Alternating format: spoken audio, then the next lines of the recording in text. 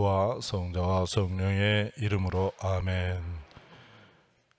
하느님, 온 세상에서 벌어지는 많은 일들, 또 우리나라에서 또 저희들이 살고 있는 이 주변에 일어나는 많은 불행한 일들 앞에서 하느님께서 저희보다도 더 마음 아파하시고 죽도록 사랑하는 우리 인간을 구원하시기 위해서 하느님께서 인간이 되시고 십자가에서 돌아가시고 부활을 하시고, 그리고 또 하느님의 숨을, 성령을 저희들에게 보내주셨습니다.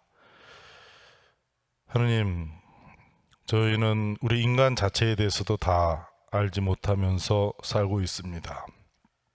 더구나 하느님께서 육화를 통해서, 그리고 십자가의 죽음과 부활의 파스카 신비를 통해서 저희를 구원하시고 하느님의 자녀로 삼아주시는 그 구원의 신비를 어떻게 저희들의 능력으로 다 깨달을 수 있겠습니까? 당신 성령을 저희들에게 이 시간에 보내주셔서 성령의 힘으로 하느님의 그 위대한 구원의 신비를 깨달을 수 있도록 저희들을 밝혀주소서. 부족한 기도 예수 그리스도를 통하여 비나이다. 성부와 성자와 성령의 이름으로. 지난 시간에 먼저 우리가 봤듯이, 그러니까 우리 인간은 왜 이렇게 십자가 밑에 모이는가, 어떻게 십자가에서 구원을 말하고 있는가. 그러나 우리가 아쉬운 게 없으면은 지금 이 자리에 나와 있지도 않을 것이고, 십자가를 찾지도 않을 것이고, 또 성령을 기다리지도 않을 겁니다. 그래서 우리들이 아쉬워하는 우리들의 고통이 무엇인가 크게 세 가지로 나누어서 봤습니다. 첫 번째는 하느님과 인간과 자연 사이의 충돌, 인간과 자연 사이의 불협화음, 가장 대표적으로 죽음, 또 우리의 병, 환경 파괴, 자연재해, 또 노동, 여러 가지가 이 인간이 자연과의 불협화음을 겪으면서 많은 고통을 겪고 있습니다. 두 번째는 인간과 인간 사이의 충돌, 내지 불협화음 또는 분열에 대해서 봤습니다. 우리 가정에서 우리 결혼을 하고 자식을 낳고 키우면서 정말 얼마나 행복한 가정입니까? 그러나 또 가정에서 결혼하면서 다른 사람도 아닌 부부들 사이에서 많은 고통을 겪습니다. 여러 가지 형태로. 그리고 또 우리가 같이 살 수밖에 없는데, 같이 살면서 자기들이 생산한 것을 함께 교환하고 그러면서 삶을 윤택하게 살아갈 수 있는데, 그러한 경제 활동을 통해서 또 많은 고통을 겪습니다. 우리나라도 6.25 전쟁이 끝내고 가장 세상에서 가장 가난한 나라였는데 이렇게 부유한 나라가 되었습니다. 그러나 이제 얼마나 정당하게 분배를 하고 있느냐라는 질문 앞에서 누가 봐도 빈부격차가 심해지는 가운데 우리 사회가 아주 크게 앓고 있습니다. 노인들은 노인대로, 또 청년들은 청년들대로, 아이들은 아이들대로 이제 온갖 온갖 종류의 고통을 겪고 있습니다. 정치라는 것도 우리 제2차 바티칸 공의회 사목헌장에서 인간의 공동선을 실현하기 위한 가장 중요한 수단인 정치로 말미암아, 또 우리 한국에서는 그동안 민주화의 발전을 눈부시게 가져왔기 때문에 이 정치적인 그 축제 속에서도 살지만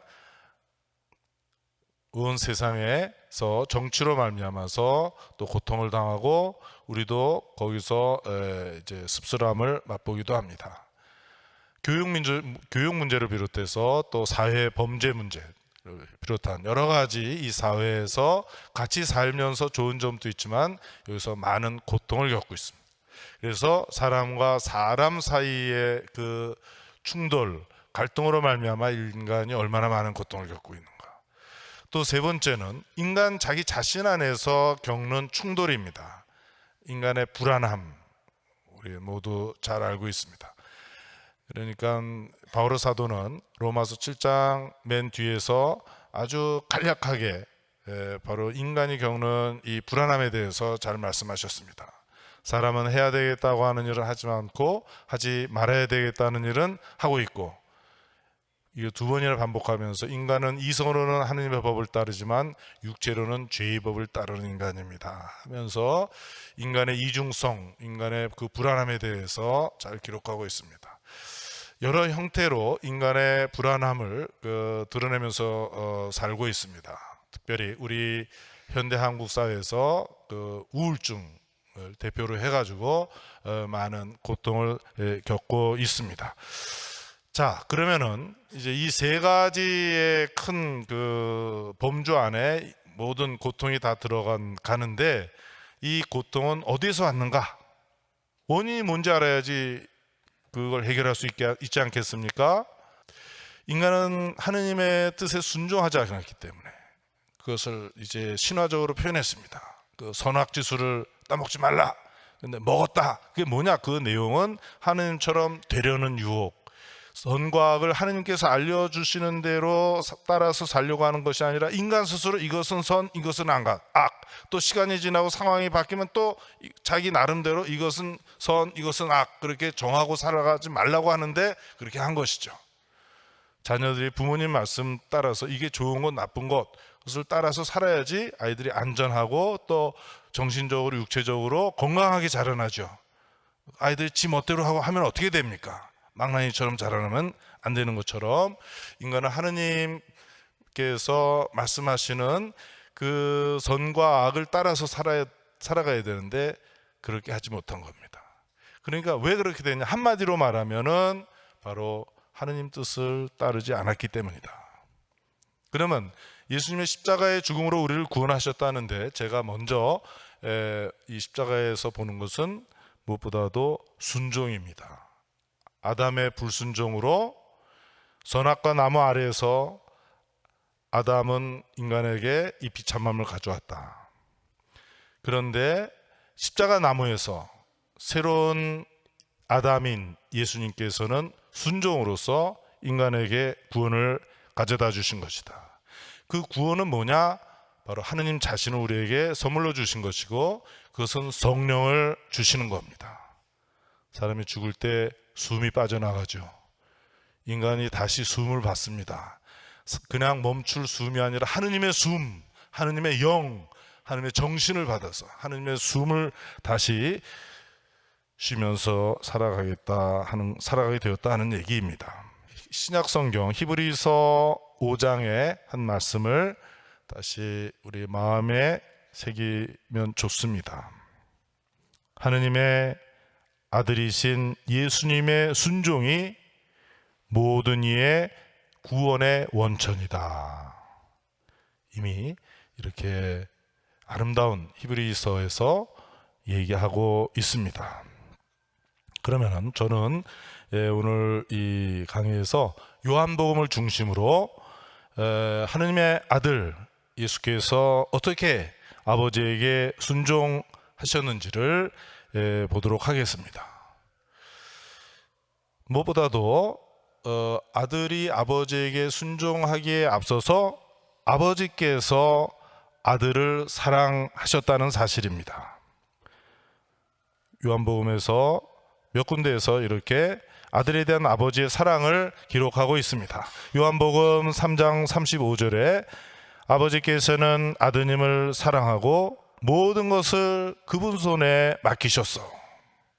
그냥 사랑하니까 사랑한다 하고 막 끝나는 것이 아니라 아버지께서 갖고 계신 모든 것을 당신 아들 손에 맡기셨습니다. 요한복음 5장 20절에 이렇게 기록되어 있습니다. 아버지께서는 아들을 사랑하셔서 몸소 하시는 모든 일을 아들에게 보여주십니다. 사랑하니까 모든 것을 보여주신다는 겁니다. 그래서 우리가 예수님의 입만 쳐다보는 것이죠. 아버지께서 보여주신 것을 우리에게 어떻게 말씀하고 계시는가, 어떻게 보여주시는가. 지난 주일날 우리가 요한복음 8장 현장에서 가늠하다 잡힌 여인, 그 앞에 서 있는 예수님의 말씀뿐만이 아닙니다. 너희 가운데 죄 없는 자 돌로 쳐라. 그 말씀만이 아니라 예수님께서 허리를 구부리고 땅에 무엇인가 쓰시면서 얼굴의 모습을 잘 보이지 않을 때도, 또 예수님께서 그 사람들과 대화하시면서 또 침묵 속에서 바로 그분 안에서 드러나는 하느님 아버지의 광채, 하느님 아버지의 모습을 사람들이 보고 자비로우신 하느님을 예수님의 모습에서 이미 본 것이죠. 그래서 사람을 곧 돌로 쳐 죽일 것 같은 그 분위기는 아주 평온한 분위기로, 자비로운 분위기로, 또 진심 어린 진시 진리의 자리로 바뀌면서 그 여인은 살아났습니다. 요한복음 10장에 이렇게 기록되어 있습니다. 아버지께서 나를 사랑하시는 것은 내가 목숨을 다시 얻고자 목숨을 내놓기 때문입니다. 아버지께서 예수님을 사랑하십니다. 요한복음 17장 24절에서 예수님께서 이렇게 기도하셨습니다. 아버지께서 세상 창조 전부터 저를 사랑하셨기 때문에 저에게 주신 사랑을 이들도 보게 해 주십시오. 그러니까 아들이 아버지에 대한 순종을 말하기에 앞서서 아버지께서는 아들 예수님을 세상 창조 전부터 사랑하셨다는 사실입니다. 그래서 예수님께서 요르단강에서 세례를 받으실 때 하느님 아버지의 말씀이 울려 퍼지죠. 너는 내 사랑하는 아들이다. 거룩한 변모 때도 구름 속에서 들려오는 말씀, 이는 내 사랑하는 아들이다. 이 유일한 아들, 독생성자인 아들은 이렇게 자신을 사랑하는 아버지에게 어떻게 응답하는가? 부모님 여러분들이 자식들을 위해서 모든 것을 다 바쳐왔지 않습니까? 그렇게 사랑하는데 자녀들은 부모에게 어떻게 사랑해야 됩니까? 어떻게 응답해야 됩니까? 순종으로서 아들은 그 아버지의 사랑에 대해서 응답하였습니다. 이제 하느님 아버지의 뜻에 순종하는 아드님께서 어떻게 십자가에까지 이르는가를 요한복음서 전체에서 잠시 훑어보려고 합니다. 요한복음 5장 30절에 이런 말씀이 있습니다. 나는 내 뜻이 아니라 나를 보내신 아버지의 뜻을 찾고자 하기 때문이다. 그러니까 하느님의 아들이 인간이 되셨다는데 이 예수님은 어떠한 자세로 사셨나? 이 세상에서 아버지의 뜻을 찾고자 계속 하시는 겁니다. 그냥 자동으로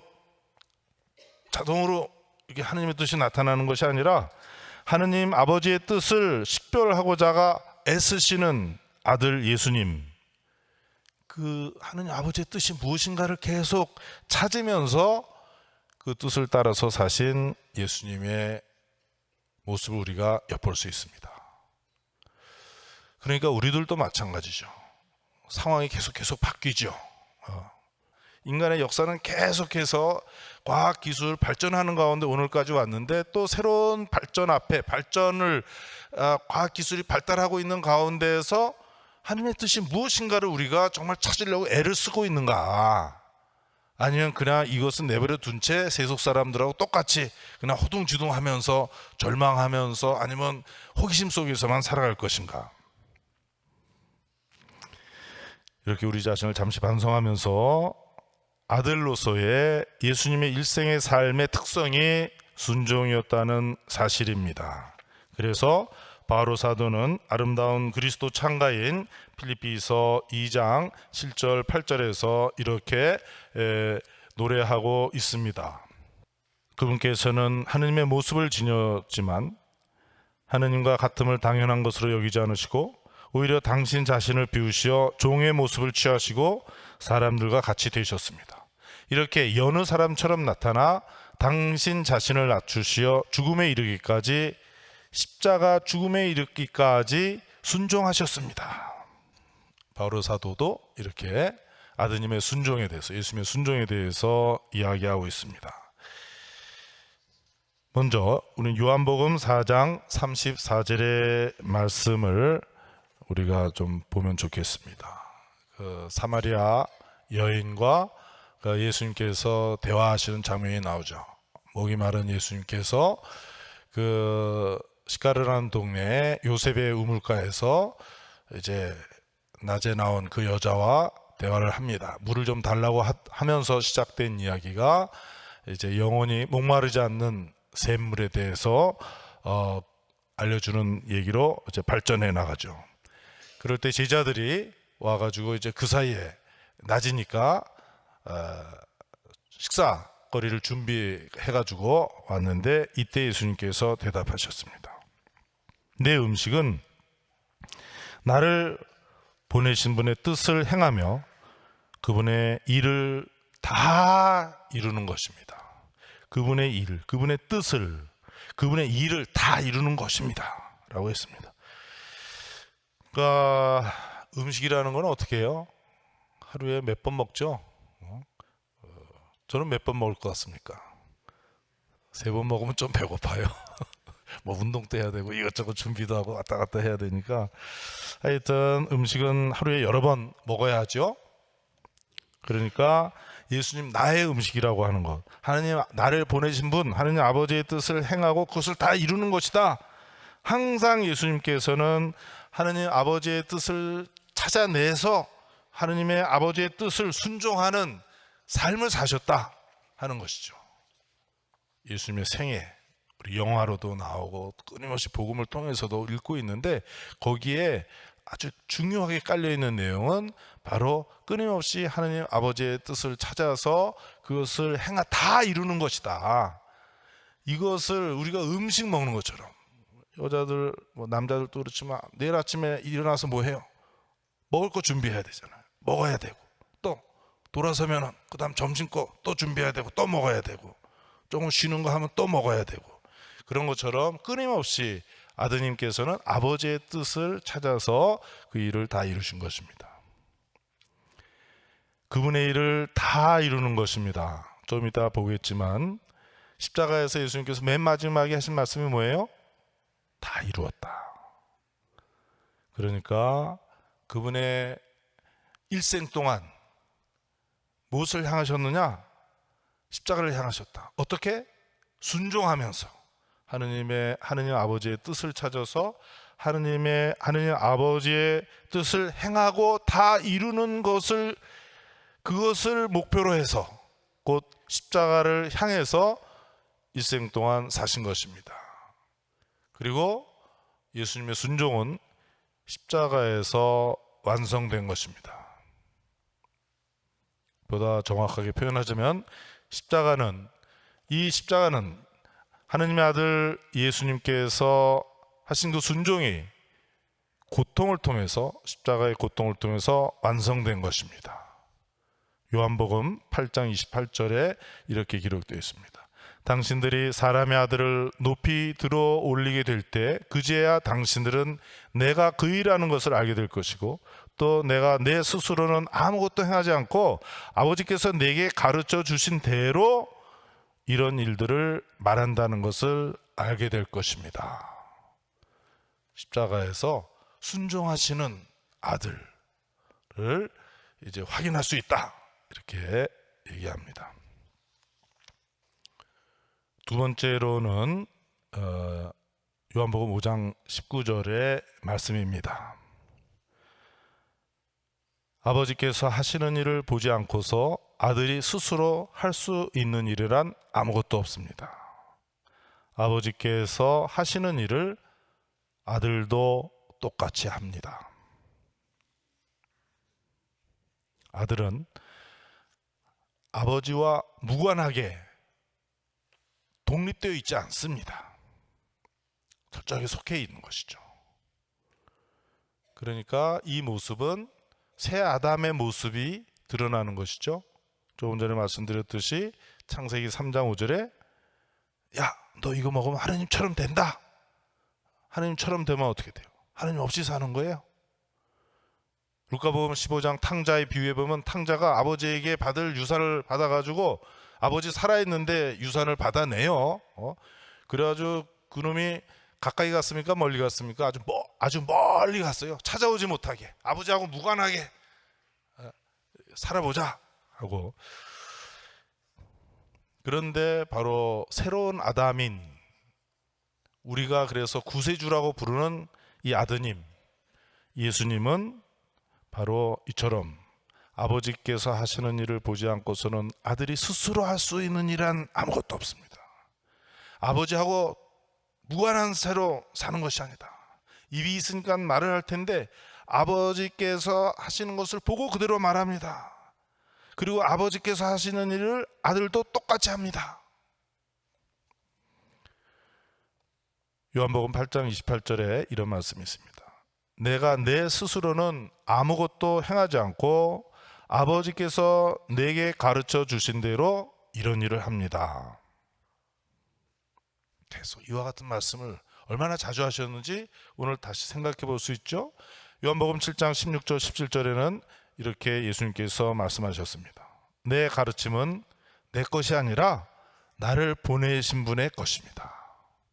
누가 하느님의 뜻을 행하고자 한다면 그는 이 가르침이 하느님으로부터 오는 것인지 혹은 내가 내 나름대로 말하는 것인지 알게 될 것입니다. 내 가르침은 내 것이 아니라 나를 보내신 하느님 아버지의 것입니다. 예수님께서 분명히 말씀하셨습니다. 요한복음 17장 49절에도 이렇게 말씀하셨습니다. 그것은 내가 스스로 말한 것이 아니라 나를 보내신 아버지께서 친히 내가 무엇을 말하고 무엇을 이야기할 것인지 나에게 명령하셨기 때문입니다. 명령하셨기 때문에 내가 이제 그 말을 하는 것이다 라고까지 이렇게까지 강하게 말씀하십니다. 명령이니까 무조건 따라야 되는 것이다. 14장 10절에 이렇게 말씀하셨습니다. 내가 여러분에게 하는 말들은 내 나름대로 하는 말이 아닙니다. 내 안에 머물러 계시는 아버지께서 당신의 일들을 하시는 것입니다. 우리가 할 일은 뭐예요? 그러니까 우리가 이 세상에서 살면서 제일 중요한 게 뭡니까? 하느님 아니에요? 하느님이에요. 돈벼락이라도 맞고 싶어요? 벼락 맞으면 죽어요. 네? 건강하다. 100살 넘어서도 안 죽어? 150살 넘어서도 안 죽어? 상상만 해보십시오. 지옥이 따로 없습니다. 그러니까 이 세상 권력이 어떤 것인지 우리 대충 멀리서 봐서도 알지 않습니까? 제일 중요한 것은 하느님이에요. 근데 중요한 것은 우리가 어떻게 하느님을 보느냐, 어떻게 하느님과 함께 살아가느냐. 지금부터 하느님과 함께 살기 시작하면 하느님은 영원하신 분이니까 우리는 영원토록 살 수 있는 게 아니냐. 그런데 어떻게 할 수 있느냐? 그것을 어떻게 할 수 있느냐? 딱 하나뿐이 없습니다. 예수 그리스도입니다. 제가 자주 인용하는 요한복음 14장 9절 10절의 말씀. 예수님께 제자 필리포가 최후만 전후에 막 사람들이 막 잡으러 오는 그 긴박한 상황에서 간절히 부탁했습니다. 우리에게 지금 아버지를 보여주십시오. 더 이상 바랄 것이 없습니다. 이제 우리가 또 권력을 찾겠습니까? 돈벌이를 더 기다리겠습니까? 예수님께서 너무나 놀라서 하시는 말씀이 너 아직도 몰랐냐? 나를 본 사람은 이미 아버지를 보았습니다. 그리고 14장 10절에 내 안에 머물러 계시는 아버지께서 당신의 일을 하시는 것입니다. 그러니까 우리가 성당에 와서 우리가 할 일은 뭐예요? 바로 예수님을 보는 것이죠. 하느님이신데 인간이 되신 분, 이분에 대해서 어디서 우리에게 전해줍니까? 교회에서 전해주는 거예요. 여러 가지를 통해서 전해주는 가운데 가장 중요한 것은 성경. 그러나 우리 가톨릭 교회에서는 성경으로만이 아니라 성경 말고도 우리 교회 안에 전승을 통해서 우리의 기도를 통해서 말로 전해지는 우리들의 신앙의 유산을 통해서 예수님을 소개받고 있고, 그래서 우리는 예수님을 바라보는 것이죠. 왜 성모님을 얘기하죠? 예수님을 가장 가까이에서 가장 정확하게 알고 바라본 분이 누구예요? 당연히 그 어머니이신 성모 마리이죠. 그러니까 성모 마리아와 함께 성모 마리아의 눈으로, 성모 마리아의 가슴으로, 성모 마리아의 눈길로, 그 느낌으로 우리가 예수님께 다가가자 하는 겁니다. 왜? 예수님을 보면은 하느님 아버지를 보는 것이기 때문에, 예수님 안에서 하느님 아버지께서 하느님 아버지의 일을 하시기 때문에 그 안에서 하느님께서 이렇게 일하시는구나. 이제 우리는 뭘 보려고 하죠? 우리가 사람의 죽음 앞에서 당황합니다. 누구든지 어쩔 줄 모르겠어요. 그런데 왜 우리가 이미 여기 와서 모여있죠? 예수님 안에서 하느님 아버지의 일, 하느님 아버지의 일이 뭐예요? 사람을 죽음에서 일으키는 일, 당신의 아들을 죽음에서 일으키는 일. 이제 하느님, 예수님과 신앙을 통해서 하나 된 우리들을 이제 이미 우리도 부활시키기 시작하셨다. 우리 삶 안에서 죽음에서 다시 일어난 생명의 씨앗이 우리 안에 있는 것을 이미 보지 않습니까? 우리가 좋아서 성당에 오잖아요. 지금 여기 왜 와세요? 여러분들이 어떻게 여기 와 계세요? 바로 그것을 이미 맛보기 시작한 사람들 아닙니까? 예수님을 믿기 때문에 예수님 안에서 하느님 아버지의 일, 특별히 죽음에서 부활시키시는 그 일을 우리가 지금도 보고 있지 않습니까? 예수님께서는 하느님의 아들로서 전적으로 아버지를 향해 있고 자기 나름대로 결코 행동하지 않고 하느님 아버지의 모습을 성실하게 바라보고 하느님 아버지의 뜻을 충실히 헤아린 다음에 그 다음에 움직이기 시작하셨습니다. 그렇기 때문에 예수님의 활동, 예수님의 말씀, 예수님의 침묵, 예수님의 순환, 그것은 하느님 아버지를 완벽하게 드러냅니다. 그래서 예수님께서는 요한복음 5장 20절에서 이렇게 말씀하셨습니다. 아버지께서는 아들을 사랑하셔서 몸소 하시는 모든 일을 아들에게 보여주십니다. 그리고 더 큰 일도 아들에게 보여주실 것인데 그러면 당신들은 놀랄 것입니다. 놀랄 것입니다. 하느님 아버지께서 당신의 아들을 죽음에서 부활로 일으키신 거예요. 그 다음에는 누구예요? 하느님의 아들들 손 들어보세요. 하느님의 딸들, 아닌 사람 손 들어보세요. 아닌 사람 여기 다 있죠. 예수님과 함께 우리도 하느님 아버지께서 우리 일으켜 주실 겁니다. 놀라운 일이죠.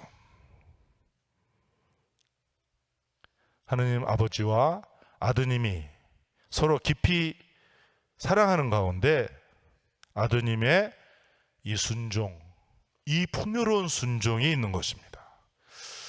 요즘 같은 시대에 무슨 순종이야. 순종은 그 순종 안 하면 어떻게 돼요? 우리 자식들이 부모님 말씀을 말 안 들으면서도 혼나고 맞으면서도 그냥 그 말을 따르니까 그래도 버젓이 그래도 커서 또 시집장가도 가고 또 다 이렇게 사는 거 아니겠어요? 그렇죠?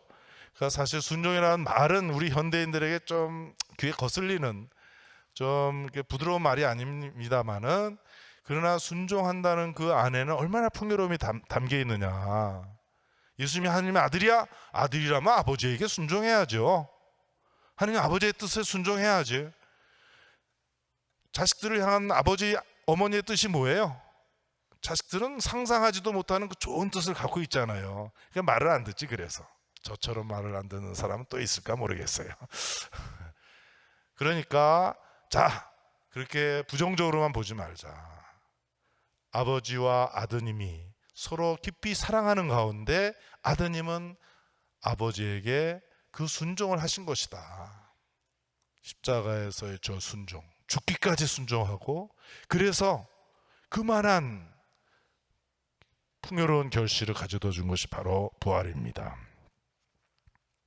순종으로서 아버지와 아들의 깊은 결합이 확인됩니다.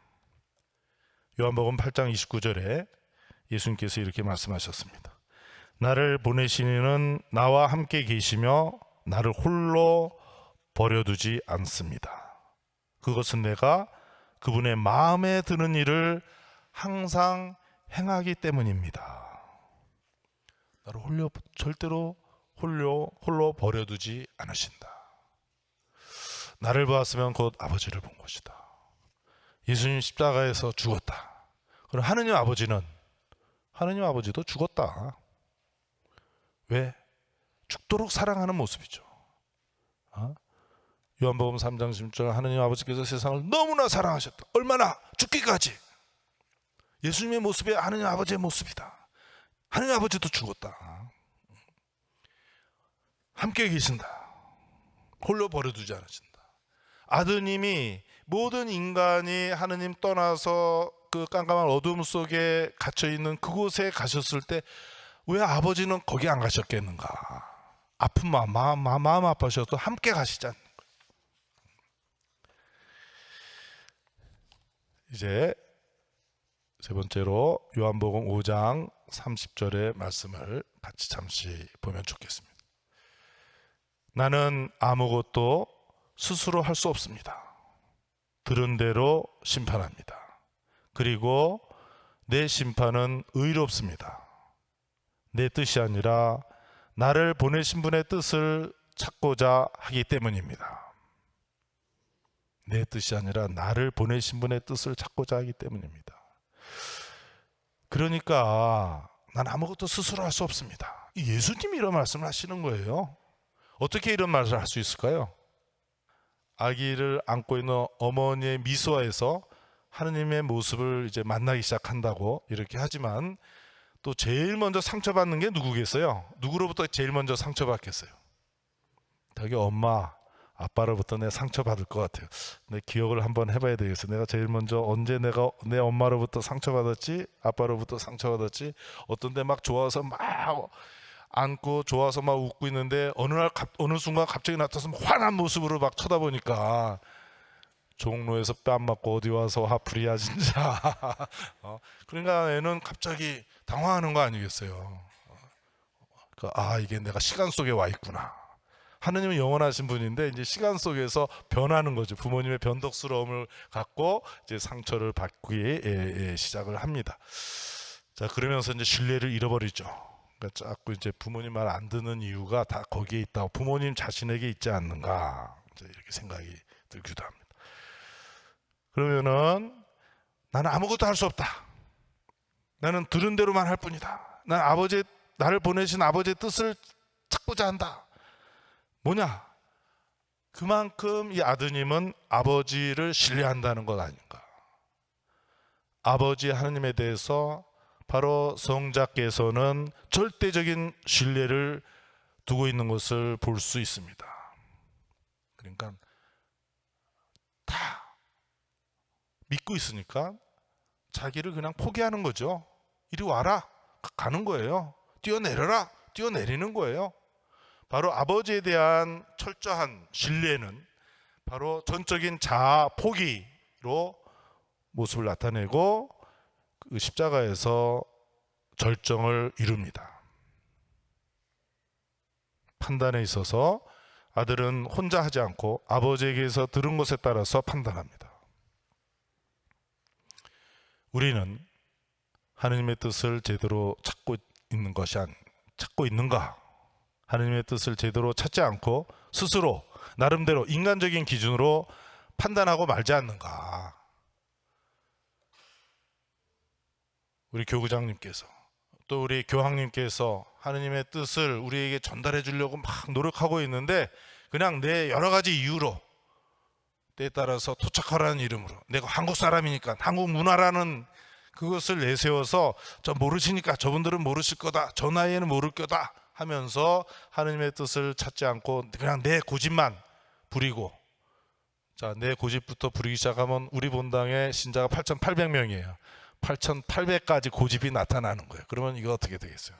시끄러워지는 것이죠. 삼일체 하느님을 바라보고 아드님께서 아버지에 대해서 하는 순종, 아들이 아버지에 순종하는 것을 나도 본받아서 판단하고, 그래서 우리가 삼일째 하느님께 충실하고 그 뜻에 순종하면서 오늘 우리가 구체적으로 우리 앞에 일어나는 일들, 우리가 만나는 사람들 가운데서 나름대로 판단하고 행동해야 된다. 복음을 그래서 깊이 한 말씀 한 말씀을 깊이 들여다보면서 우리도 예수님처럼 하나님의 아들로서 애들이라도 아버지로부터 더 깊은 사랑을 받고 부모와 더 깊은 관계 속에 살아가는 애들하고 그렇지 않은 애들하고 있어요. 보면은 그러니까 나는 어떻게 지금이라도 바로 하느님과 더 깊은 관계, 서로 신뢰하고 따르고 사랑받고 서로 사랑하는 관계로 나가야 되지 않겠는가. 그 모범을 본보기를 우리는 예수님한테서 볼 수 있습니다. 또 네 번째로 요한복음 6장 38절에서 40절의 말씀을 우리가 들어봅시다. 나는 내 뜻이 아니라 나를 보내신 분의 뜻을 행하러 하늘에서 내려왔습니다. 내게 주신 사람을 하나도 잃지 않고 마지막 날에 다시 살리는 것, 이것이 나를 보내신 분의 뜻입니다. 아들을 보고 믿는 이는 누구나 영원한 생명을 얻고 내가 마지막 날에 그를 다시 살리는 것, 이것이 내 아버지의 뜻입니다. 하느님 아버지의 뜻이 무엇이냐? 저는 우리 계속 그것을 찾아야 됩니다. 우리 소공동체, 우리 본당 소공동체는 참 대한민국에서 최고의 이제 앞서가면서 모범을 보여주고 있는 것인데 계속 발전시켜야죠. 지금 완벽하다, 아무도 그렇게 우리들 가운데 생각하는 사람도 없고 다른 본당에서도 그렇게 생각하는 사람이 없는데, 이제 성경을 읽고 있는 이유가 뭐냐? 왜 성경을 읽어요? 오늘 지금 여기서 내가 사는 곳에서 하나님의 뜻이 무엇이냐, 그것을 찾아내려고 하는 것이죠.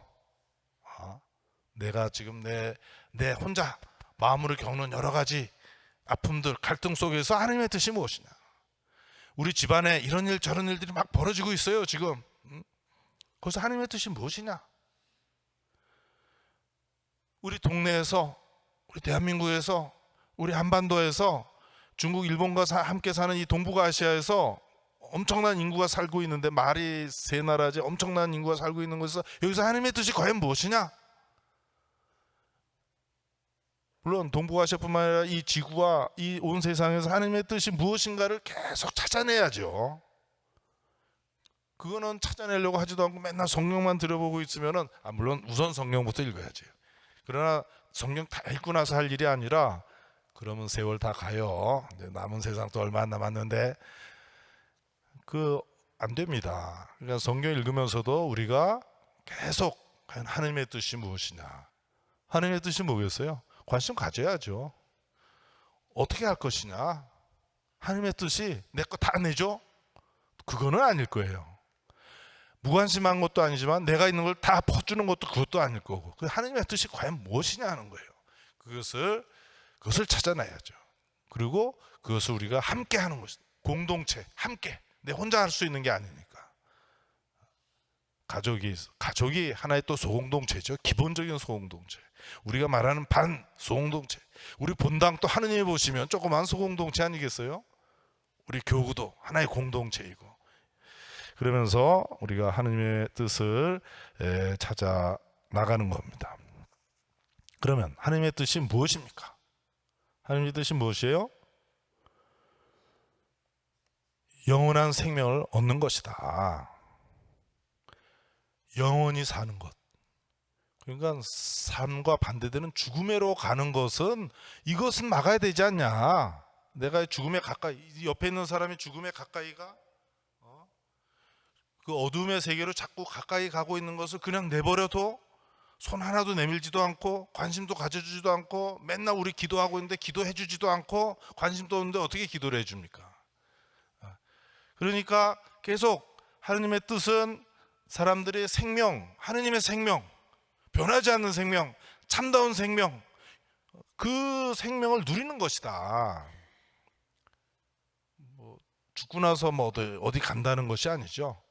여기서 시작해서 죽음이라는 문을 거쳐서 하느님 아버지의 품에 우리가 이룰 수 있지만은, 그러나 오늘 내가 여기서 참다운 생명을 누리지 않으면서 영원한 생명을 우리가 얘기하고 있다. 거짓말 아닙니까 그거?